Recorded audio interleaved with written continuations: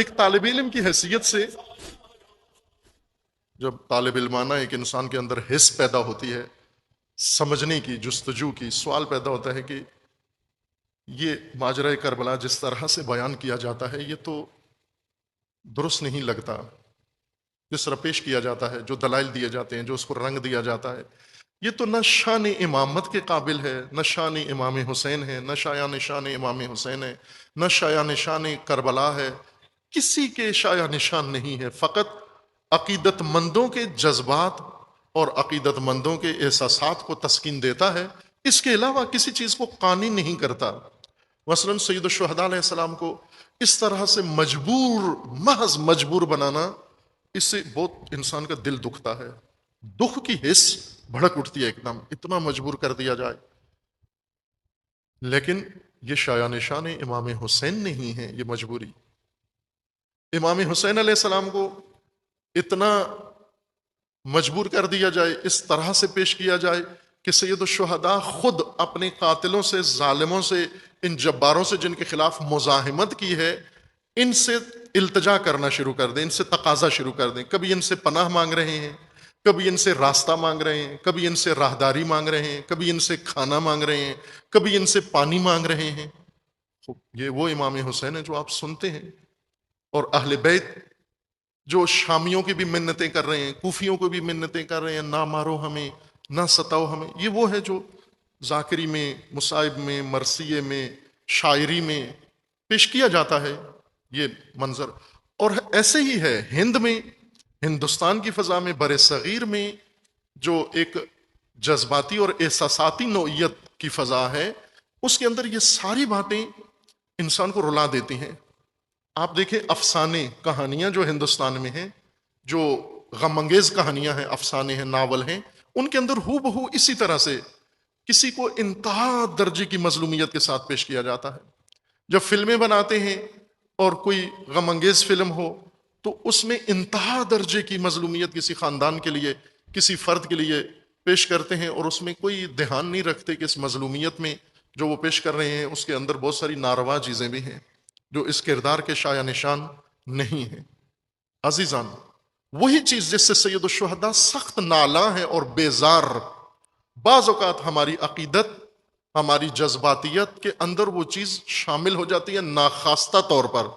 مثلا عزاداروں کو کہ غم کو ابھارنے کے لیے، احساسات کو ابھارنے کے لیے بسا اوقات شاعر، نوحہ خان، مرثیہ نگار اس طرح کے مضمون باندھ دیتا ہے کہ جس میں وہ ناروا چیز شامل کر دیتا ہے جس سے مومن کا دل تو دکھتا ہے لیکن شخصیت حسین ابن علی مجروح ہوتی ہے، تکلیف محسوس ہوتی ہے، اور وہ ہے ذلت، حقارت۔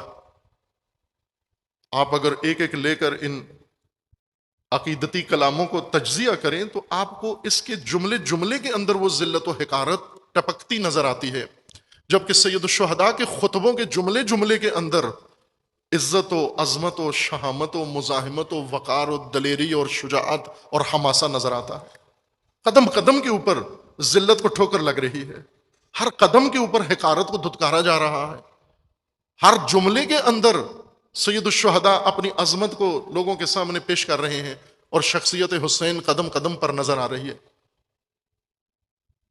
ہمارا چونکہ اپنا ایک خاص کلچر ہے، ثقافت ہے اور ادبیات ہیں، ان ادبیات کے اندر اس طرح سے اگر معاملہ پیش کیا جائے مجمع زیادہ متاثر ہوتا ہے۔ آپ کو علم ہونا چاہیے کہ اس وقت جو مصائب کا منبع ہے سید الشہداء کے مصائب کا، کربلا کے متعلق، یہ کتاب مکمل طور پر ایک فرضی کتاب ہے جس کے مصنف نے صداقت کے ساتھ اپنی کتاب میں لکھا ہے۔ روضۃ الشہداء ایک کتاب ہے، اہل سنت کے رائٹر نے لکھی ہے، شیعہ رائٹر نہیں ہے، اہل سنت کے ایک مصنف نے یہ کتاب تالیف کی ہے، اور ساتھ لکھا ہے کہ میں نے جو اس کتاب میں لکھا ہے تاریخ نہیں ہے، بلکہ میں نے اس حدیث پر عمل کیا ہے جس میں رسول اللہ کا فرمانا ہے کہ جو بھی حسین پہ روئے گا، رلائے گا، رونے کی شکل بنائے گا، اس کے لیے جنت واجب ہو جائے گی۔ تو میرا مقصد رونا، رلانا اور رونے کی شکل بنانے والا مواد لکھنا ہے امام حسین علیہ السلام کے نام سے، لہٰذا انہوں نے ایسا ہی کیا۔ ہر داستان جو کہیں سے بھی سنی ہوئی تھی، کہیں وقوع پذیر ہوئی یا نہیں ہوئی، جو اس کے ذہن میں آ سکتی تھی کہ یہ غم انگیز ہے اور غم بڑھتا ہے اس سے، وہ اس میں شامل کر دی. آنے والوں نے پڑھ کے اسی کو ممبروں کے اوپر دہرانا شروع کر دیا. اور علماء نے، چونکہ بعض علماء نے بھی یہ کام کیا، اور ان علماء نے بھی اسی کتاب کو منبع قرار دیا اور اس میں مہر لگا دی، لہٰذا آنے والوں نے اس کو تاریخ کربلا سمجھ لیا.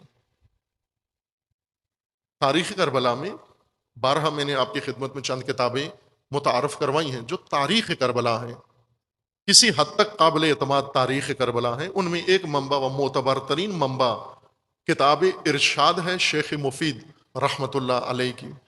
دوسرا منبع مقتل ابی مخنف ہے. تیسرا منبع جو کربلا کے متعلق ہے تاریخ طبری کا وہ باب جس میں کربلا کا ذکر ہے. کسی حد تک اس کے اندر مطالب آئے ہیں. اور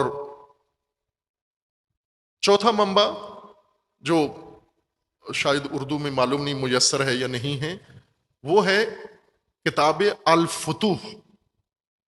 الفتوح ابن عاصم کوفی کی کتاب ہے، جس کی ایک جلد ظاہراً 5ویں یا 6ٹھی جلد کربلا کے متعلق ہے. یہ تاریخ اسلام ہے، صدر اسلام سے لے کر ابن عاصم کے زمانے تک، اس وقت تک 3 ہجری یا 4 ہجری تک اس نے یہ کتاب تالیف کی ہے، جس میں اہم باب کربلا کی تاریخ انہوں نے رقم کی ہے. اور پھر وہ کتابیں جنہوں نے انہی منابع سے لے کر مقاتل یعنی جنگ کربلا کو ذکر کیا ہے، یہ قابل اعتماد منابع ہیں. باقی کتابیں جو مجالس کے عنوان سے لکھی گئیں، مصائب کے عنوان سے لکھی گئیں، وہ تاریخ سے دور ہیں اور مومنین کے احساسات سے بہت نزدیک ہیں، مومنین کے جذبات سے بہت نزدیک ہیں. اس لیے تحلیل کی کربلا، تجزیاتی کربلا، یہ واقعہ سب سے زیادہ تجزیہ تحلیل یہ واقعہ طلب کرتا ہے جس کے تاریخ کے اوپر اثرات ہیں، جہاں سے تاریخ کا رخ مڑتا ہے. کربلا ایک نقطۂ عطف ہے، ٹرننگ پوائنٹ ہے اسلام کے لیے، امت اسلامیہ کے لیے. یہیں سے رخ مڑا ہے اور مڑتا ہے. یہ اگر نہ کھلا، واضح نہ ہوا، امت کی سرنوشت و تقدیر بدل جائے گی. جیسے ابھی آپ دیکھ رہے ہیں امت اسلامیہ کی موجودہ آج کی نسل کی صورتحال، یہ اس وجہ سے ہے کہ کربلا کا تجزیہ تحلیل درست طریقے سے نہیں ہوا. لہٰذا ایک بڑی جمعیت مسلمانوں کی کربلا سے لا تعلق بیٹھے ہیں، انہیں دکھ تک نہیں ہے، سوگ تک نہیں ہے. 9 اور 10 محرم کو حتیٰ رسومات کے لیے بھی تیار نہیں ہے، مجالس میں آنے کے لیے تیار نہیں ہے. اپنے گھروں کے اندر بیٹھے ہیں، کرکٹ کھیلتے ہیں یا کوئی اور کاروائی کر دیتے ہیں، لیکن دنیاوی کام کرتے ہیں. چاہے بس آپ معصیت بھی کر لیتے ہیں 9-10 محرم کو، چھٹی منا لیتے ہیں، کہیں تفریح پہ چلے گئے ہوں گے، لیکن عزاداری سید الشہداء میں مسلمان ہونے کے باوجود شریک تک نہیں ہوتے. کیوں نہیں ہوتے؟ اس کی کیا وجوہات ہیں؟ کیوں یہ طبقہ اتنا دور ہے؟ اس میں کئی عوامل ہیں. ایک عامل یہ ہے کہ ہم خود ہیں، ہم جو عزادار ہیں، ہم نے عزاداری اس طرح سے پیش کی ہے کہ ان کو اس کے اندر کوئی کشش نظر نہیں آئی. اس عزاداری کے اندر رسومات ہیں، وہ رسومات جن پر ان کو اعتراض ہے. ظاہر اگر ہم ان کو اصرار کریں کہ ہماری رسومات پر آئیں تو ظاہر ان رسومات میں تو اتنی کشش نہیں ہے کہ دیگر لوگ اپنا مذہب، عقیدہ، تعلیمات چھوڑ کر صرف ہماری رسومات کے جاذبے میں گرفتار ہو کر یہاں آ جائیں.